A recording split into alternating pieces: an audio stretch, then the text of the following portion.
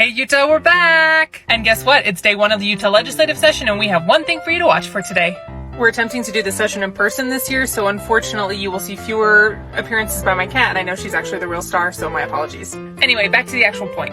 You might be aware that Salt Lake County recently issued a 30-day mask mandate because their hospitals, schools, and businesses are overwhelmed with the sickness. Surgeries are being delayed, hospital beds are closing, and parents are literally being begged to become substitute teachers. To ease the burden on our shared resources and the people who use and staff them, Salt Lake County leaders implemented the mask mandate. And state lawmakers are mad.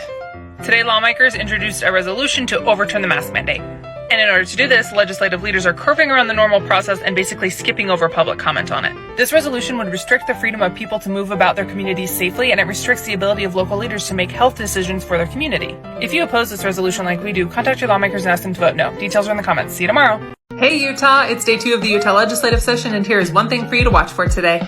There actually wasn't a lot going on the Hill today. Everybody's kind of preparing for the governor's State of the State speech, which will be tomorrow. So as I was up there coughing in the inversion air, not illness cough, just inversion cough, I thought that I would tell you all about a program that we have. It's called Escape the Inversion, and we give away a couple of stays at a hotel in different areas where people can just get away from this gross air for a little bit. This is made possible because of a generous donor who donates the hotels.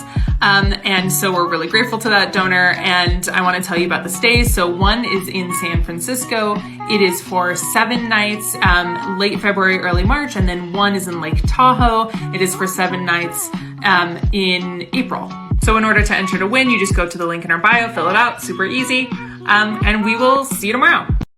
It's day 3 of the Utah legislative session, and here's one thing for you to watch for today. Today was actually pretty slow, so I'm going to give you a little bit of palace intrigue, which you may have heard about if you've read the news, but maybe not, so here we go. So on the first day, I told you about a resolution which passed the Senate, which would end the mask mandate in Salt Lake and Summit counties. The case for getting rid of the mandates is, 1, this strain isn't as bad as other strains, and 2, if you ask people to do the right thing, aka mask, they will do the right thing. You don't need to force them. Prior to the debate, the Senate president, who leads the Senate and who stands at the front of the room, had joked and said he tested positive for the illness twice, then later he said he tested negative. Then he was kind of caught in a lie, and it turns out he had in fact tested positive, and he was not wearing a mask. So senators were trying to make the case that people would do the right thing, but the Senate president wasn't doing the right thing, and there were no rules saying that he had to wear a mask because they had gotten rid of those rules in the first place. But you will be pleased to know that it sounds like the House is not going to take up this resolution, so it may not go anywhere. Anyway, that's all for now. See you tomorrow. Utah, it's day 4 of the Utah legislative session, and here is one thing for you to watch for today. So yesterday I said that it looks like the House wasn't going to take up the resolution to overturn the mask mandate in Salt Lake and Summit counties, and they passed it today.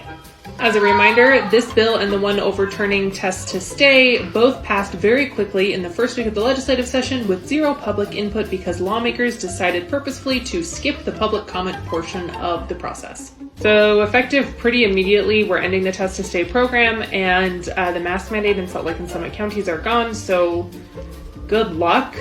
That's the bad news, but the good news is that a committee today passed a bill which would provide bereavement leave for government employees who experience a miscarriage or stillbirth.